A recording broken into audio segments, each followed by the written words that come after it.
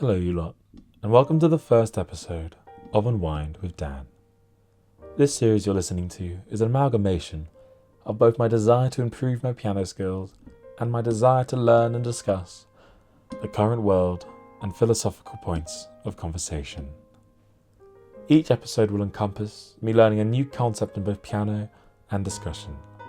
So in theory, no improvisation will be the same, and no commentary should majorly overlap. I think a lot of younger people, including myself, suffer from somewhat fried dopamine receptors, also known as brainrot. The addictive nature of scrolling, the constantly improving algorithm that keeps you hooked, the brain-tarnishing effects of it all. It's annoying how effective it is. Even when you're not on the apps, it affects you.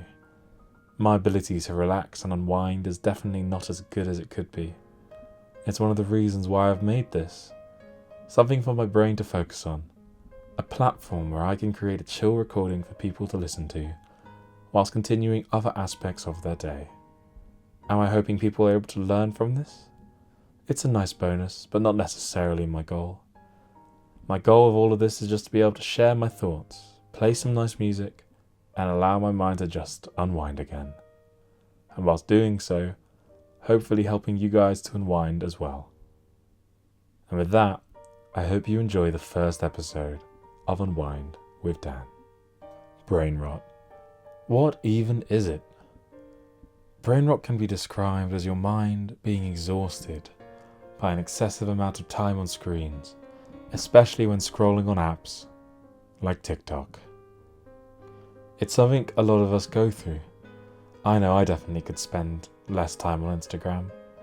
A lot of you guys probably could also admit you spend a bit too much time on a form of social media. And whilst I try to stay balanced, I think scrolling does actually have no benefit to us whatsoever.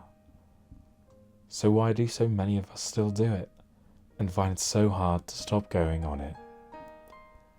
Some of you may already know, but here's the science. Dopamine is the chemical in charge of the reward center in the brain. Every time we receive it, it makes us feel happy. Seeing a really short reel activates this pathway. It gives us a brief amount of bliss before it is taken away again by reality. The problem comes with the fact that this pathway gets worn out. Eventually it takes more and more reels for the same hit of dopamine to be received. It works the same way as drugs. They all give you dopamine with no effort. This wearing out of receptors is essentially what brainrot is. However, social media can't be all bad, right? I mean, I would hope a lot of us aren't addicted to drugs. So what things are stopping us from quitting social media altogether as well? There must be benefits to keeping the apps. I mean, for me personally, it is the fact that social media is a great way to connect with my friends. That in fact was the reason it was invented in the first place. Sadly, it has been morphed to favour more scrolling and more reels these days, with the algorithms constantly improving to keep you hooked. It's sad, really. I'll go on Instagram to text my friends, and then on the way there get bombarded with quick-release dopamine that sometimes will get me hooked. It's as simple as turning the app on. However, sometimes I do get to see things that my friends have posted, or my friends have sent me something interesting, and then a more healthy dose of dopamine is given to me, a type that comes from friendship, not a type that comes with just the quick completion of a reel. This balance of being able to use social media without going on a doom scroll is something I wish I had. But instead, I have to figure it out in my adult years. But that's one of the major issues with our society. More and more kids are getting access to social media and brain rot inducing YouTube reels from younger and younger ages. I wasn't even allowed a phone until I was about 11. And even then, I didn't get social media until I was about 13. It does seem crazy to me that toddlers and babies are getting access to this curse from such a young age. It's baffling that me playing video games with my siblings and friends growing up seems like a healthier alternative. Like, yes, socialing outside would have even been even better, but at least it was socialising nonetheless. So how can we combat it? I'm definitely not an expert, but I do like looking things up.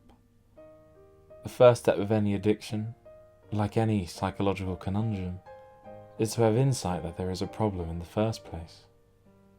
This whole thing I'm creating is a very long-winded way of me admitting to both everyone, and mainly myself, that something needs to change. It doesn't have to be drastic. It doesn't have to be brutal. It just has to be consistently a little bit in the right direction. But you can only even start to make a change once you admit to yourself that change is even required in the first place. It's arguably one of the hardest steps. Ways I found useful to help reduce the amount of time on Instagram can be broken down in a few ways. Access and reasons to go onto the app in the first place, stopping the process of scrolling once it begins, and the reflection after which the scrolling has occurred. There are a few ways to tackle each part that I won't go into here, but I'll provide an example of each one. To reduce the reasons to even go on the app in the first place, I've slowly but surely started contacting people on other apps, like WhatsApp and iMessage. With less beneficial reasons to go onto Instagram, there are less times I'll be exposed to the ability to doom scroll. If, unfortunately, I do find myself on the app in a destructive cycle, then the main way I get off, apart from just telling myself enough is enough, is by following a few accounts that help me take a step back and just breathe and relax, helping me to break the dopamine cycle. It has been a real game changer, especially during these times when university has come to a halt and there is just so much more free time. Finally, once I do get off the app, I make sure never to scold myself.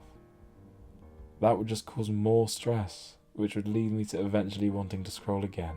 No, I tell myself it wasn't good to spend however long I did. But it's okay.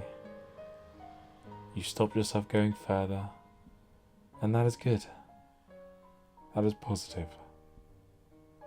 This sort of compassion has helped me stay more consistent with the small reductions in screen time, and if you think you have a problem yourself, you may find it could help you as well. However, I think the most impactful thing I've done, that sort of encompasses all three of these points, is start this series. It's giving me something to do, which reduces the reasons to go onto Instagram in the first place.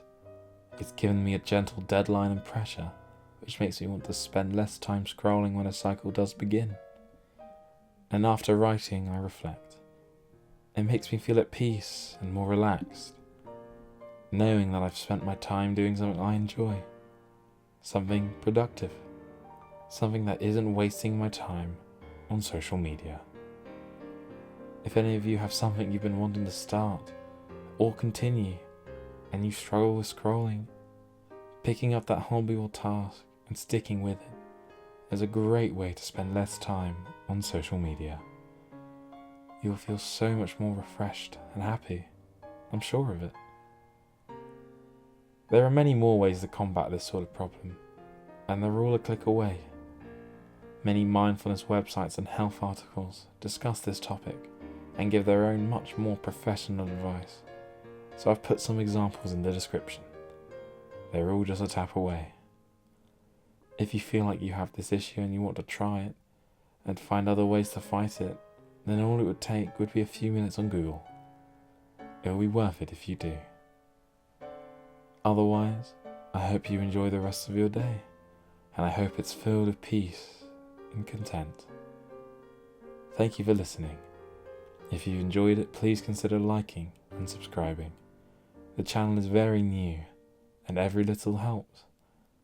Any scientific facts, if you want to find them, I've referenced them in the description, and the piano skills I was practicing in the background, I've described a little, for both my own notes, but also if anyone was interested.